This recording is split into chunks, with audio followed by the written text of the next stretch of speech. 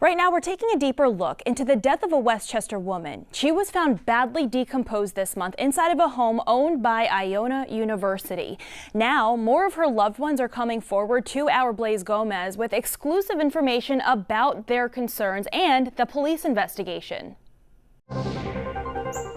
At first glance, Karen Sackett appeared to have it all. But behind closed doors, I knew that they were having problems and she wanted to get away from them. Loved ones tell News 12 she was in an abusive relationship and living in fear. Families say Sackett was found dead inside this house owned by Iona University, where she lived for years with her boyfriend who worked for the school. So far, police don't know how she died, but her co-worker sent us this email saying Karen thought no one would believe she was in danger because her ex, quote, knew the cops. Sackett's brother says the case needs a closer look. The detective is like, I think it was just a medical issue. I was like, well, that's really not for him to determine. The ME told me that she found no physical reason that she should be dead. Families say Karen was being evicted by Iona and are worried about how the university and police are handling the investigation. They say the eviction attorney for the college showed no concern for her death when they told him by text she died and that the house was immediately scrubbed clean of any sign of Sackett, while her ex-boyfriend's things remained. There wasn't a bar of soap in the bathroom. There was nothing. Everything was gone. Her brother says Sackett's ex is the one who told them she died and that he called campus security for a welfare check. Family also wants to know why Karen received a call a few weeks before her death from the former New Rochelle police captain's phone, who's now head of Iona security. I don't understand why they wouldn't be looking at any of this stuff. New Rochelle police say it appears Sackett died of natural causes, but that they're waiting on toxicology tests to confirm. Blaze Gomez,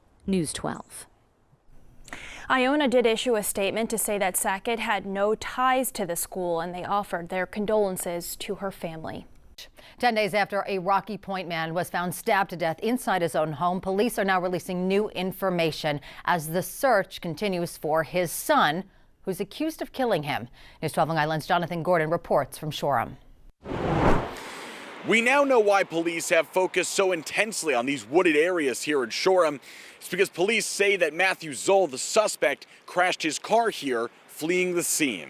Officials said the crash happened at the intersection of State Route 25A and William Floyd Parkway, just 10 minutes after they responded to this home in Rocky Point. That's where investigators accused the 23-year-old of fatally stabbing his father before going on the run. They believe Matthew Zoll injured himself in the crash before fleeing into the woods. Investigators impounded the black GMC Yukon SUV as evidence. I heard that he was actually maybe in the Shoreham now, so it is a little, my thought that it's maybe a little crazy. For days, police have been searching these woods high and low. I walk all the time. I just know they're lined up on Route 25A. As each day passes, the community grows more anxious for answers. The police were searching backyards. So everybody's been wondering, if they can find, you figure that the police could find a kid. Police say Zoll is 6'1", 150 pounds with brown eyes and brown hair and a scar under his left eye. Suffolk police appear to believe that Zoll is still alive, asking anyone with any information about his latest whereabouts to reach out to them through 911, the Homicide Squad, or Crime Stoppers. In Shoreham, Jonathan Gordon, News 12 Long Island. Police need your help finding the man they say hit 5 people with his car and then fled. News 12's Marissa Santorelli has a photo of the suspect, and she is in Kingsbridge with the details. Yeah, this was a late night argument turned violent. Now, back on November 6th, police say a man about 50 years old, he got into an argument with a group of people and then hit them with his car. Take a look at your screen here. This is the man police are looking for. Just before midnight on Wednesday, police say he hopped into this gray BMW X5 here in front of 5716 Broadway. Investigators say he hit the gas, crashing into 4 men and 1 woman, all in their 30s and 40s. 4 of the victims were taken to the hospital and are in stable condition. One victim, a 43-year-old man, was taken to NYC Health and Hospitals in critical but stable condition. Take one more look at your screen here. The suspect is still on the loose. Police describe him as a 50-year-old man with darker complexion, 5'8" and 210 pounds, last seen wearing a yellow sweater, black pants, and black shoes with yellow shoelaces. One woman told me off camera that behavior like this is far too common for her area. Is that shocking to hear? No, it's not. You'd expect something like that? Oh, yeah, and I expect it to get worse. If you have any information that could help police, they ask that you please call the Crime Stoppers hotline at 1-800-577-TIPS. That's the latest in Kingsbridge. Marissa Santorelli, News 12, The Bronx. The man police say is responsible for a deadly crash in Castle Hill is pleading not guilty. Tonight, News 12's Heather Fordham spoke exclusively with the victim's family. She joins us now with how they're recovering and the latest on the investigation. Amanda, that driver's decision has left two families completely shattered. 27-year-old Doralise Ramos, she was killed in that crash, and her boyfriend was left with multiple injuries and broken bones. Well, today, he was thankfully released from the hospital. We spoke to his family, who says while he may be physically recovering, nothing will be able to heal this loss. NYPD officer Wilson Torres was wheeled out of Jacoby Hospital on Thursday, 5 days after a crash that his mother says changed life as he knew it. It was the love of his life, someone he knew since she was 15 years old. His first kiss, someone that he was going to marry, and unfortunately he can't do that.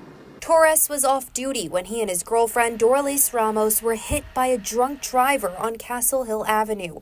Ramos was in the passenger seat and died from the impact. This girl was just like an angel. Like everyone got along with her. She was always smiling. Police say the driver, Dimas Cuadrado, was well over the legal alcohol limit and sped through a red light when he collided with the couple. You killed the innocent person. Torres spent his 28th birthday in the hospital. His mom says they had plans to celebrate, but this year the celebrations have turned to grief. It's not going to be easy. Not only for him, for my family, for her family especially. Because, I can't even imagine what her family is going through right now. But we're all together in this, we're all supporting her. And a makeshift memorial has been set up here on the side of Castle Hill Avenue where that crash happened for Ramos. Her family will be having a funeral service for her tomorrow here in the Bronx. Meanwhile, that driver, he's due back in court on December 6th. Reporting from Castle Hill, Heather Fordham, News 12, The Bronx. Meanwhile, the investigation into what started the blaze is underway. Our News 12 team coverage continues with Amanda Eustace. Covered in soot and ash, this suitcase sits next to Kariatu Sise of Newark. She says it's the only thing her family has left after a fire late Friday night tore through their home along Seymour Avenue in the city's South Ward section. She, along with others, returned to their homes to find out they were reduced to rubble. Everything is gone. I don't have nothing now. Everything gone. I don't know what I'm going to do now. City officials say the fire started around midnight at 11 Seymour Avenue at this abandoned home in the middle. It then spread to 13 Seymour Avenue and 9 Seymour Avenue, the properties adjacent to it. I hear my neighbor downstairs. They're screaming. I'm wake up. I'm open the window. I see they screaming, fire, fire, fire. I go back. My husband sleep. I go wake up him. I say, get out. It's the fire. House fire. I was so scared and such in like a panic mode. I was running to just grab my clothes to put on to grab out to run outside. Officials say everyone who was inside the homes during the fire made it out safely, but 34 people from 7 families were forced out. The Red Cross is helping those in need. 4 firefighters were also sent to the hospital when part of one of the buildings collapsed. They were sent to University Hospital and are in stable condition. I was trying to call my neighbor, like, can you make sure your father gets out? And I was panicking. I didn't even call the right number. So everybody, we were just trying to make sure that everybody made it out the house. Now all 3 homes are deemed uninhabitable and will likely have to come down at some point. As for the fire's cause, that remains under investigation. In Newark, Amanda Eustace, News 12 New Jersey.